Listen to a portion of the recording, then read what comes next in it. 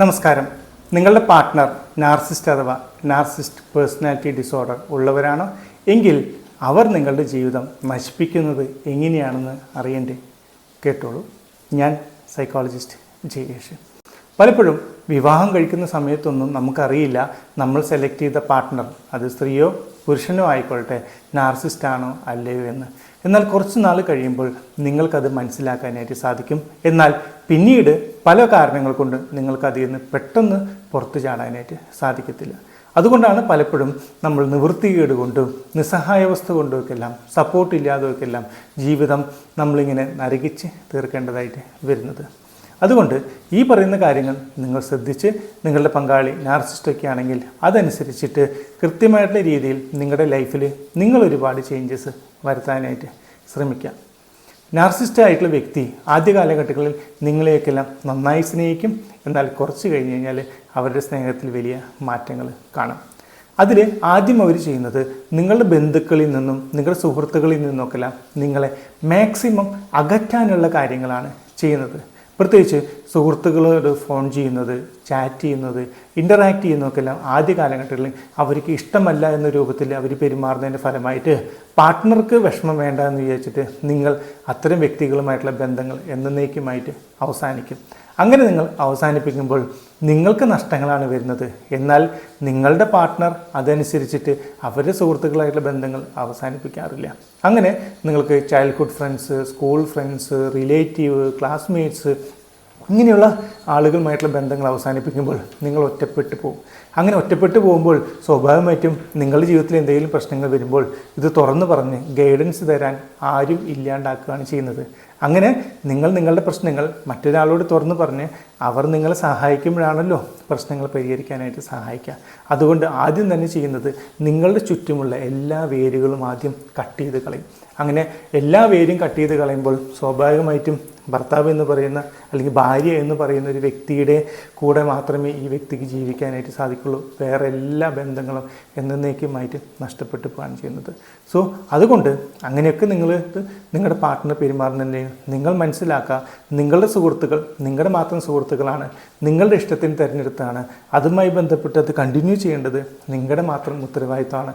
അതിൻ്റെ പാർട്ട്ണറുടെ കൺസേൺസ് ഒന്നും ആവശ്യമൊന്നുമില്ല, കൺസെൻറ്റും ആവശ്യമില്ല. ഇല്ലെങ്കിൽ നിങ്ങൾക്കാണ് ഷെയർ ചെയ്യാനുള്ള ആളുകൾ നഷ്ടപ്പെട്ടു പോകുന്നത്.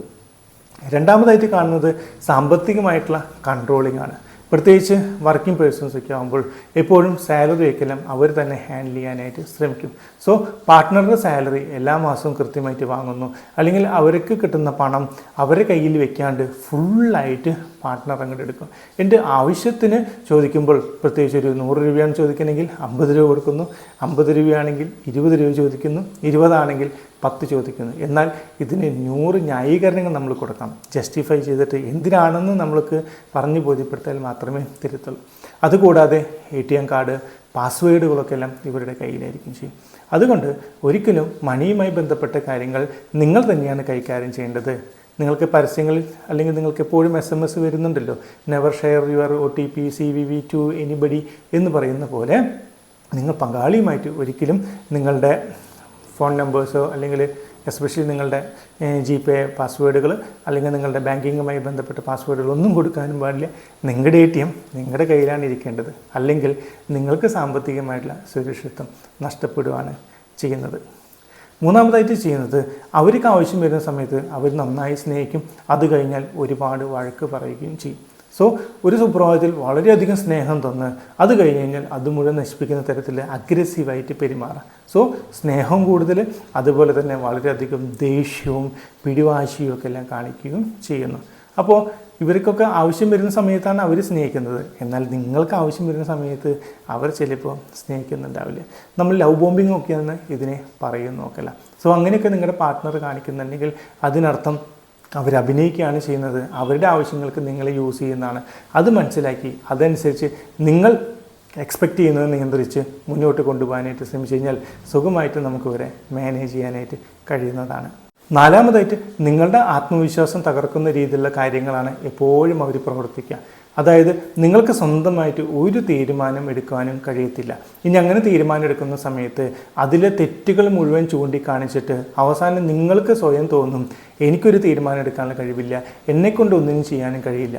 പ്രത്യേകിച്ച് കുഞ്ഞുങ്ങൾക്ക് മരുന്ന് കൊടുക്കുന്ന കാര്യങ്ങൾ, വീടുകളിൽ പാചകവുമായി ബന്ധപ്പെട്ട കാര്യങ്ങൾ, ഡ്രസ്സ് സെലക്ട് ചെയ്യുന്ന കാര്യങ്ങൾ, വീട് ക്ലീൻ ചെയ്യുന്ന കാര്യങ്ങൾ, എല്ലാത്തിലും നിങ്ങൾക്കെല്ലാം അറിയെങ്കിൽ പോലും നിങ്ങൾ നിങ്ങളുടെ അഭിപ്രായം പറയുമ്പോൾ അത് തെറ്റാണെന്ന് അവർ സമർത്ഥിച്ച് നിങ്ങളെക്കൊണ്ട് സമ്മതിപ്പിക്കുന്ന രീതിയിലുള്ള അവർ പെർഫോമൻസ് കാഴ്ചവെക്കും. പക്ഷെ അതൊരിക്കലും തെറ്റല്ല.